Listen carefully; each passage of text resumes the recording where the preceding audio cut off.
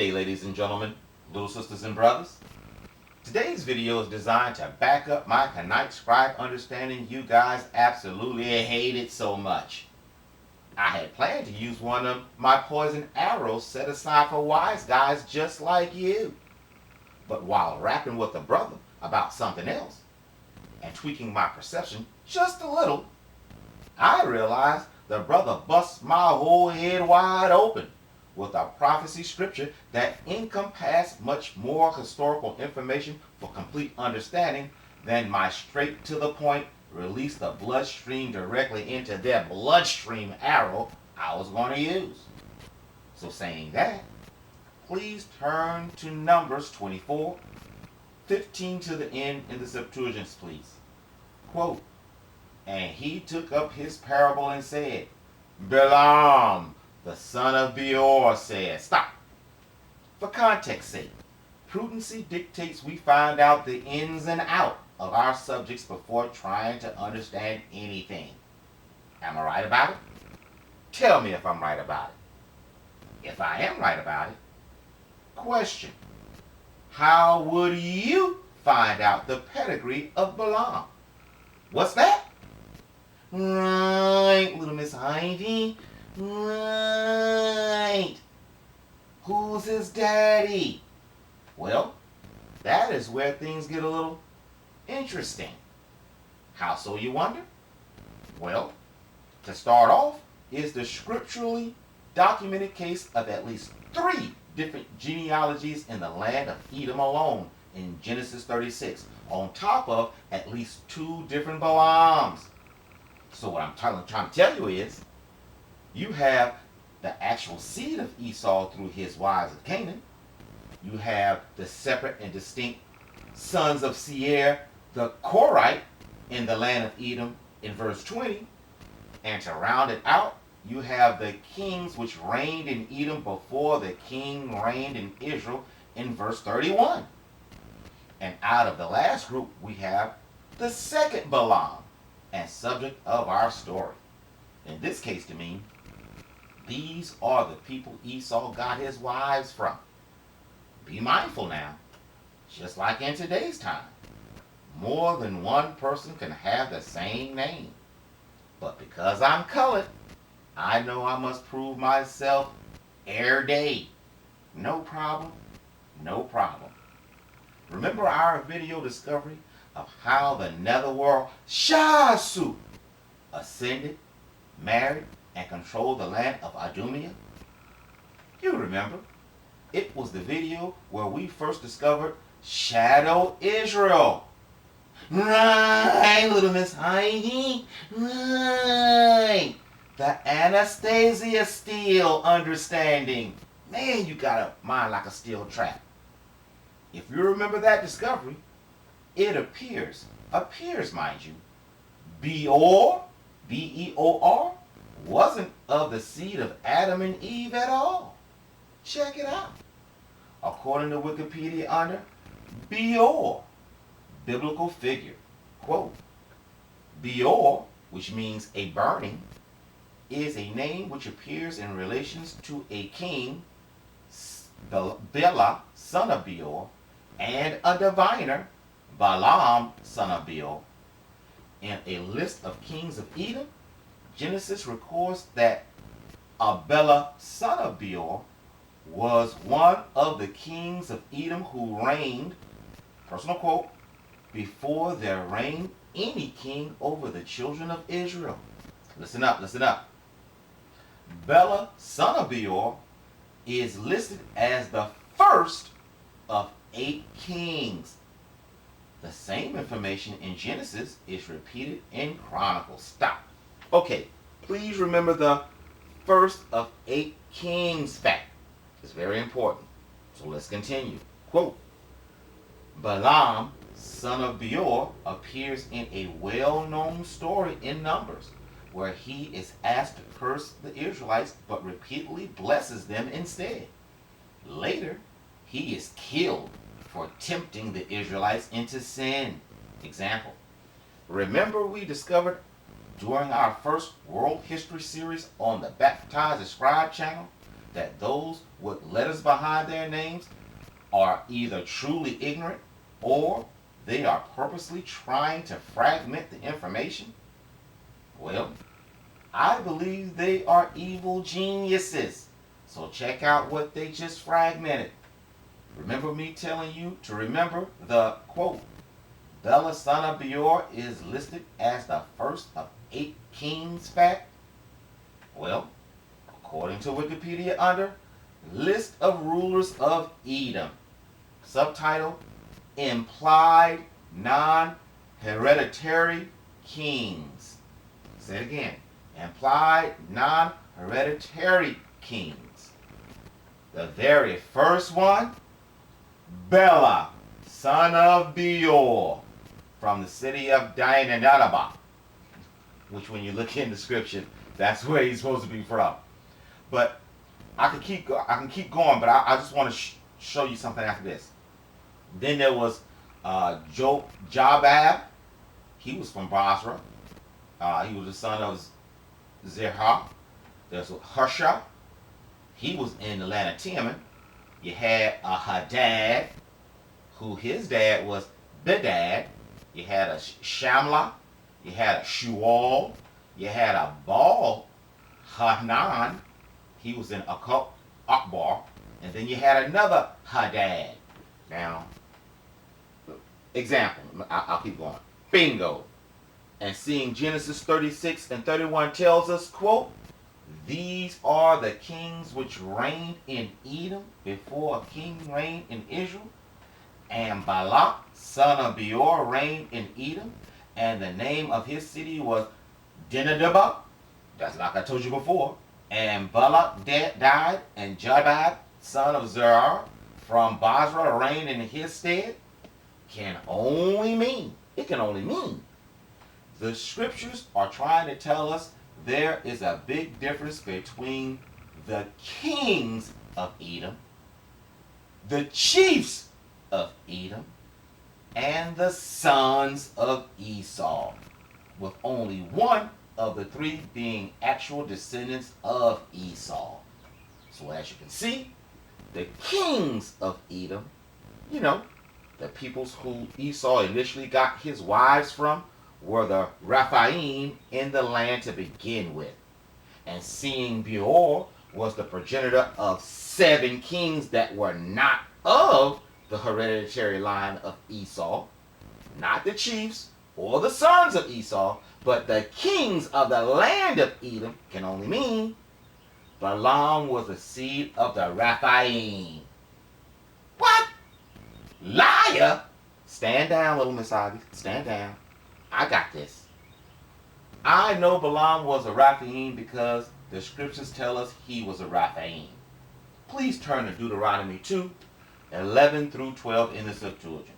Quote, these also shall be accounted Rephaim like the Anakim, and the Moabites called them Ammon, and the Cherahites dwelt in Sierra before, and the sons of Esau destroyed them and utterly consumed them from before them, and they dwelt in their place, as Israel did to the land of his inheritance, which the Lord gave to them. Example, bingo. But please understand, just because it says, quote, and the sons of Esau destroyed them and utterly consumed them from before them, and they dwelt in their place, doesn't mean Esau annihilated the entire seed of the Torites. I know this for 2 reasons. The first, because it said, quote, as Israel did to the land of his inheritance, which the Lord gave to him. And we all know Joshua didn't kill all of the Rephaim of the land. In fact, they were still around in King David's era.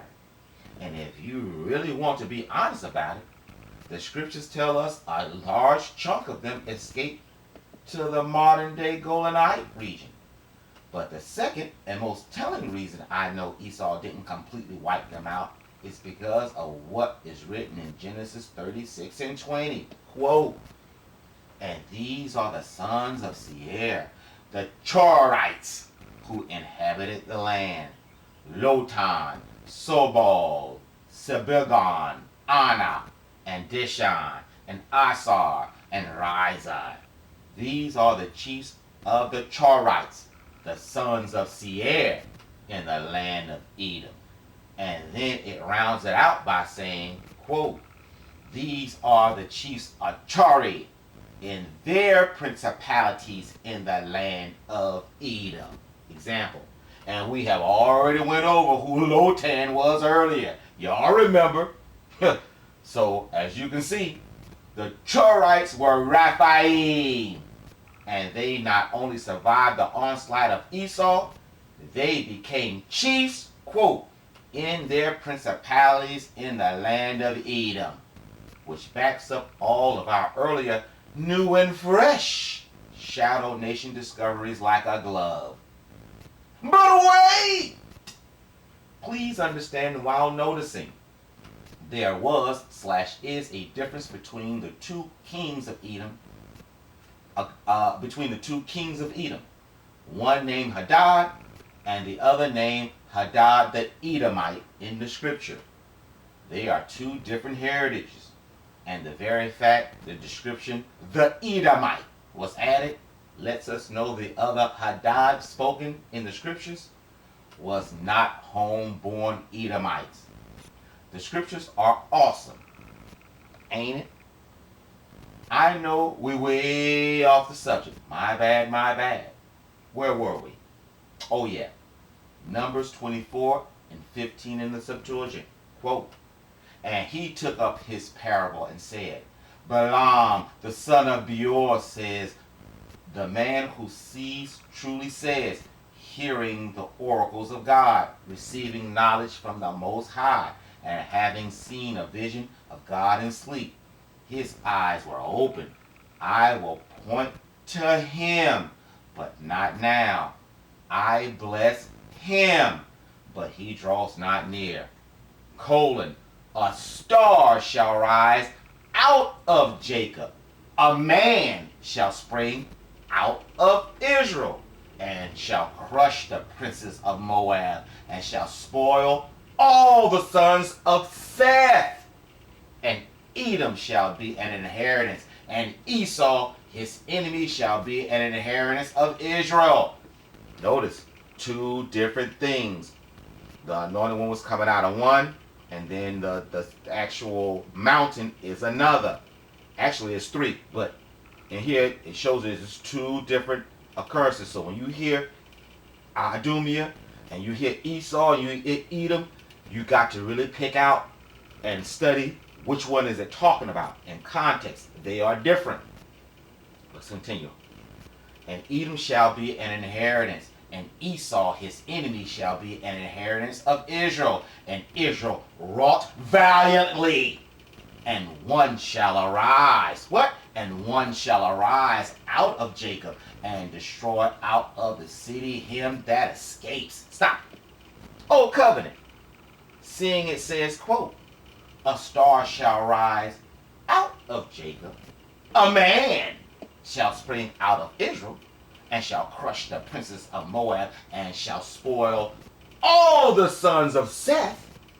To me, it can only mean this man will spoil all of my God's creation. And seeing it also says, quote, and Edom shall be an inheritance, and Esau, his enemy, shall be an inheritance of Israel, and Israel wrought valiantly. It backs up other scriptures of someone coming from the land of Idumea dripped in blood, and the prophecy dealing with the nation of Israel dealing a coup de grace. Yep, a death blow to each and every seed of Esau upon the mount of Esau. I didn't even talk about our escorts, which is the monster army, but those are our escorts there. But so I guess my question to Old Covenant Israel would be, who is this man who is not only a star rank, but is also a mortal man? Don't worry, man. Don't worry, sister. The only person that can see you sweating is you. Let's continue, please. Perceptual context. Allow me to give you the context of the Big Fig Newton now. Why now? Because I want you to concentrate and perceive that everyone within this prophecy we're about to read are the sons of Esau, or hidden within his cloak of secrecy and geographical borders. What I mean is, according to the context of what's written, Balaam is standing on Mount Peor, which is the mountain range that is on the border of post Moab and Ammon, which would be the king of Sihon, the brother of Og's territory. Yep, a known Rephaim. I said all that to say, I want you to notice Balaam is looking at all of these people. He's looking at them all in the exact same area.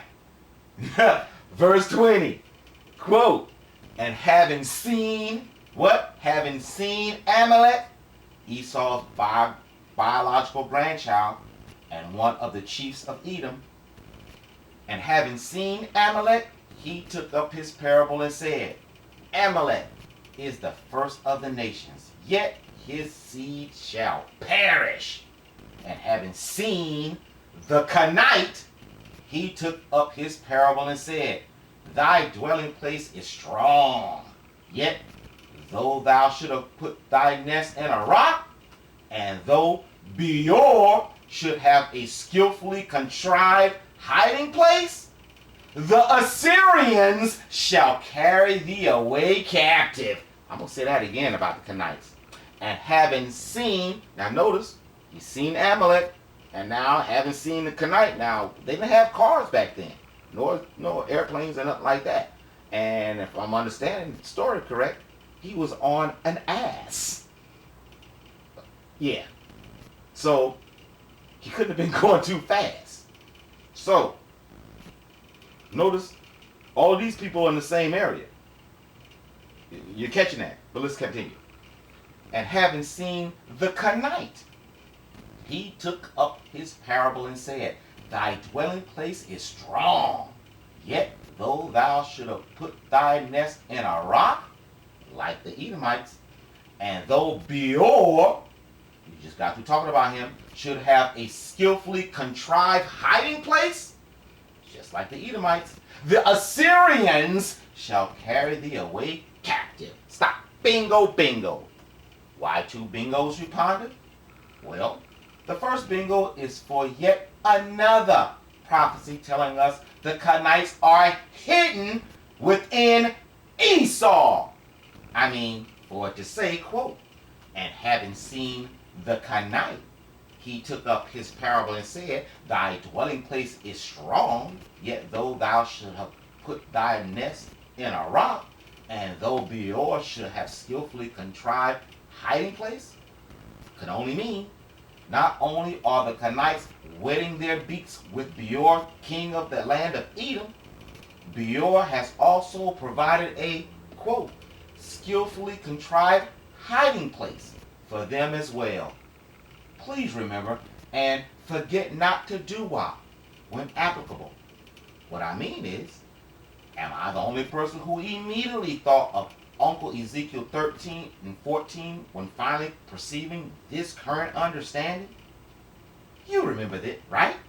When it said, quote, and I will break down the wall which ye have plastered, and it shall fall, and I will lay it on the ground, and its foundations, with an S, shall be discovered, and it shall fall, and ye, the Israelites, Old and New Testament alike, that the Canaanite scribes and Esau deceived them into plastering the wall in the first place, shall be consumed with rebukes, and ye shall know that I am the Lord. Example, there are more than one hidden foundation that supports the wall of witchcraft. Give it up, little Miss Ivy, help me. And sorceries. Yep, Canaanites and Edom. One working behind the scenes and at the other operating and hiding in plain sight, at the behest of the other and operating in plain sight. One working behind the scene and the other at the behest of the first hiding in plain sight. That's it. That leads me to the reason for the second bingo.